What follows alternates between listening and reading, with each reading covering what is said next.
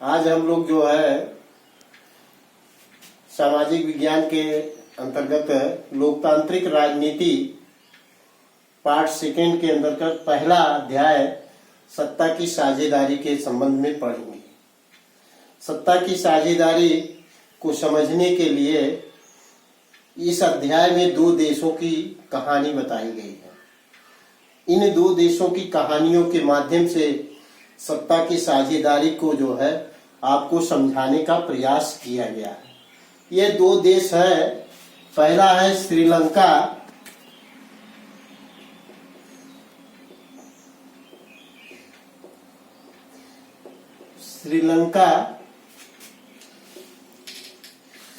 दूसरा Belgium.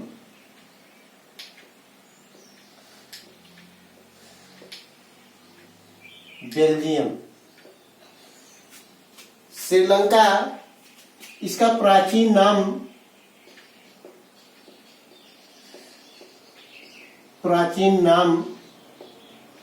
Ceylon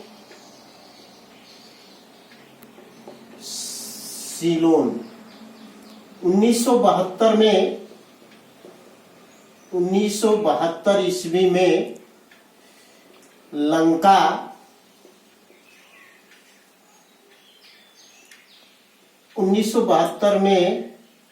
Lanka एवं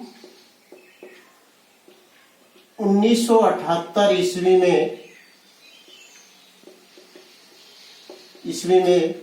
श्रीलंका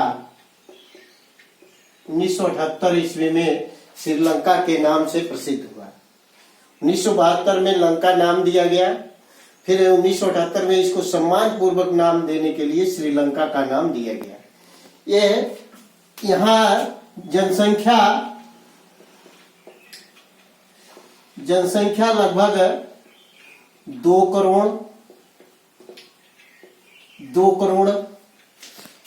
करोड़ जनसंख्या, ये हरियाणा राज्य के बराबर लगभग है। भारत के हरियाणा राज्य के बराबर,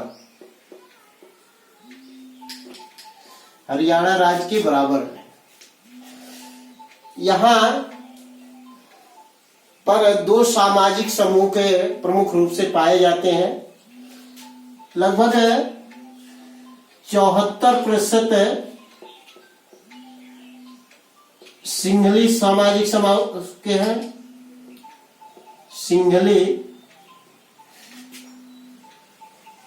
सिंघली लोग हैं जिनकी भाषा सिंघली है।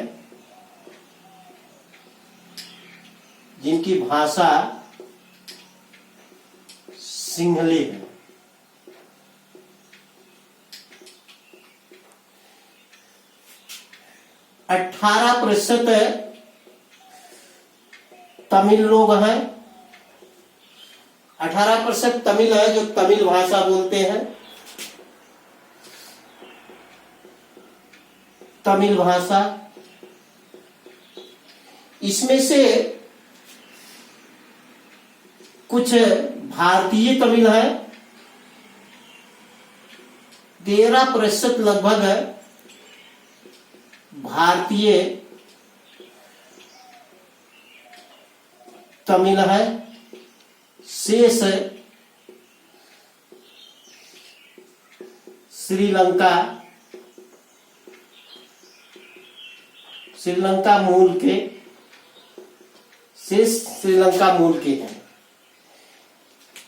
इन सिंघली लोग जैसा सिंघली भाषा बोलते हैं, तमिल लोग तमिल भाषा बोलते हैं। सिंघलियों और तमिलों की आपस में प्रायः भाषा के आधार पर या वर्चस्व के आधार पर शासन में सत्ता हासिल करने के लिए जो है आपस में प्रायः संघर्ष चलता रहता है। 1980 से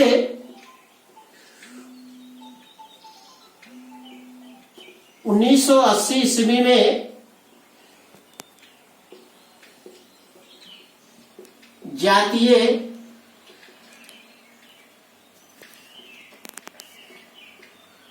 जातीय भाषा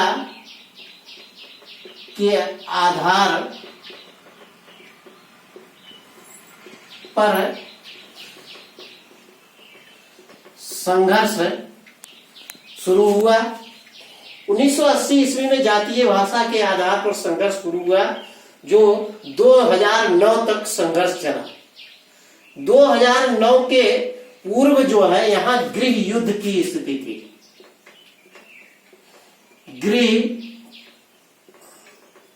गृह युद्ध की स्थिति।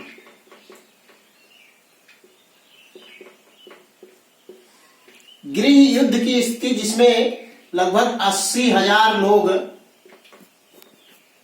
80,000 लोग मारे गए। 80,000 लोग मारे गए इस गृह युद्ध में। 30 महीने की सैनिक कार्यवाही, लगभग 30 महीने की सैनिक कार्यवाही के बाद 2009 ईस्वी में गृह युद्ध का अंत।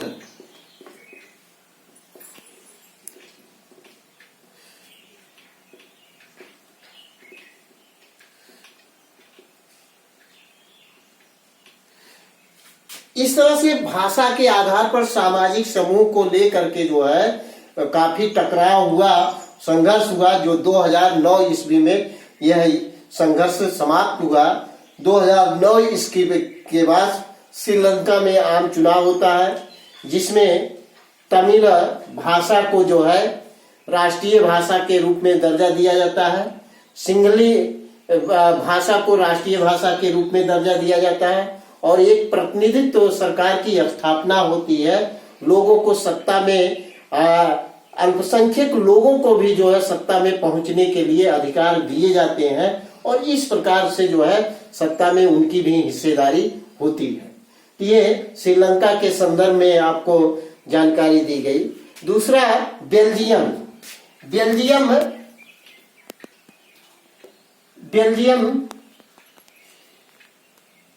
यहाँ की जनसंख्या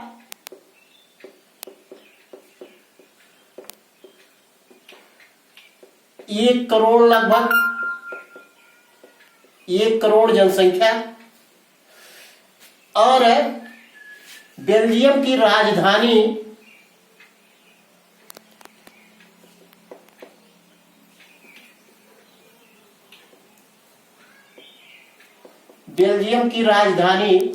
ब्रुसेल्स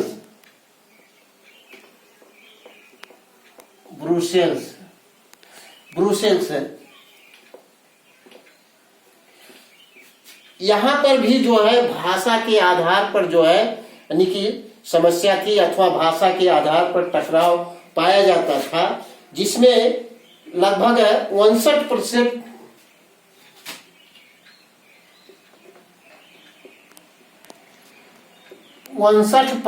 लोग 59%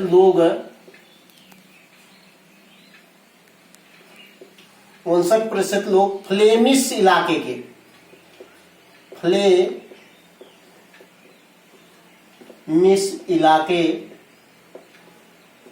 के डच भाषा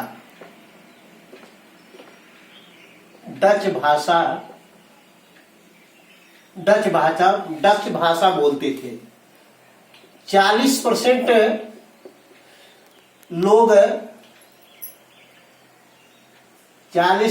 लोग बेलोनिया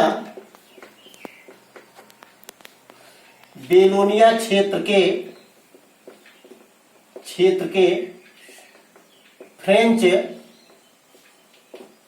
फ्रेंच भाषा बोलते थे।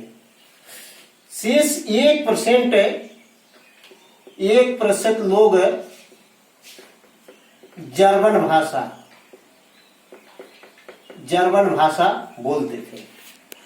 ब्रुसेल्स में 80%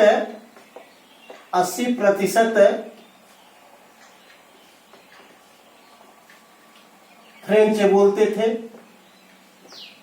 फ्रेंच भाषा। इस तरह से यहाँ भी भाषा के आधार पर जो है, भाषा के आधार पर विविधता पाई जाती है और भाषा के आधार पर यहाँ भी टकराव होता था। भाषा के आधार पर टकराव यहाँ इतना कठिन हो गया था कि लोगों के पास जो है टकराव के अथवा लड़ने भिड़ने के अलावा कोई विकल्प नहीं था। तो इस तरह से इस संघर्ष को कैसे समाप्त किया जाए, इसे 1970 से 1993 के बीच में जो है कुछ संवैधानिक संशोधन किए गए। 1970 से 1993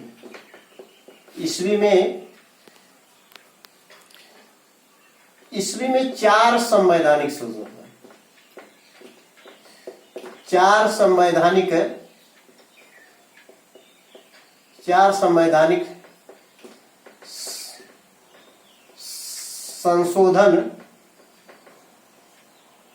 संशोधन हुए इस भाषाई टकराव को रोकने के लिए। भाषा के आधार पर टकराव को रोकने के लिए यह कुछ फैसले लिए गए। इसमें कुछ बेल्जियम के लोगों ने समझदारी यानी कि विकसित किया। तो यह बेल्जियम की क्या समझदारी थी? यह बेल्जियम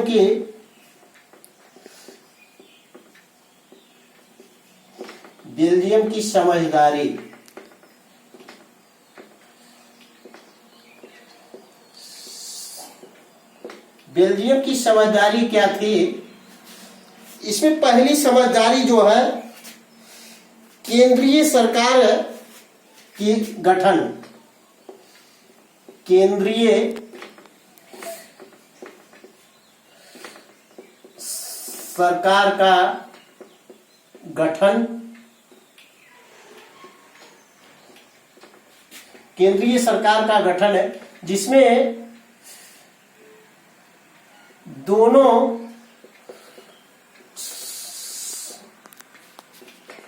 समुदाय के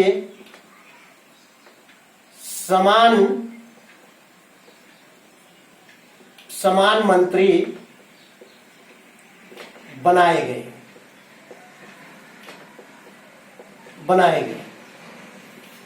ये दूसरा, केंद्रीय सरकार द्वारा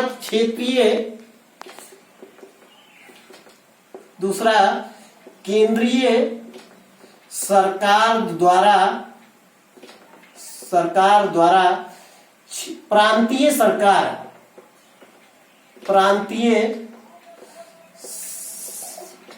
सरकार की मान्यता,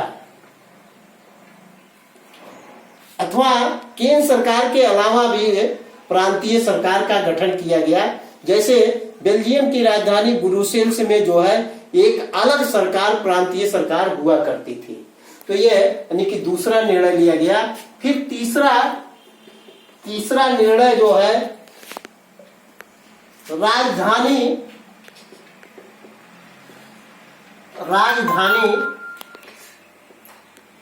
ब्रुसेल्स में अलग सरकार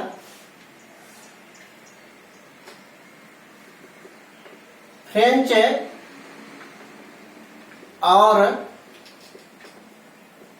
और डच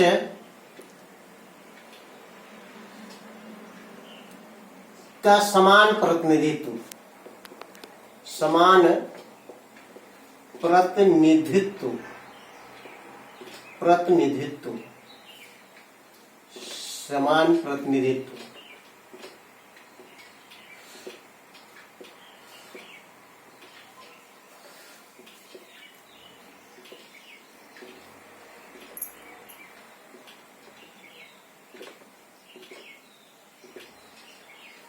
ये तीसरा निर्णय लिया गया। चौथा निर्णय, केंद्रीय और प्रांतीय सरकार के अलावा चौथा क्षेत्रीय सरकार, क्षेत्रीय सरकार, क्षेत्रीय सरकार अथवा नगर पंचायत एवं ग्राम पंचायत, ग्राम पंचायत, इस तरह से 4 बड़े बेल्जियम में निर्णय लिए गए। ये चारों निर्णय जो है भाषा के आधार पर टकराव को कम करने के लिए, इसलिए बेल्जियम के जो बुद्धिजीवी, जो राजनीतिक लोग थे, उन लोगों ने एक समझदारी दिखाई जिससे यह टकराव जो है समाप्त हो गया। तो इस तरह से हम देखते हैं कि किस तरह से जो है सत्ता की साझेदारी जो क्या होती है, वह विभिन्न समूहों के हिस्सेदारी होती है अथवा विभिन्न समूहों के जो है हितों को संरक्षण करने के लिए शासन सत्ता में प्रतिनिधित्व की बात की जाती है। तो ये उसी को सत्ता की साझेदारी कहते हैं। ये 2 देशों के माध्यम से जो है आपको बताया गया।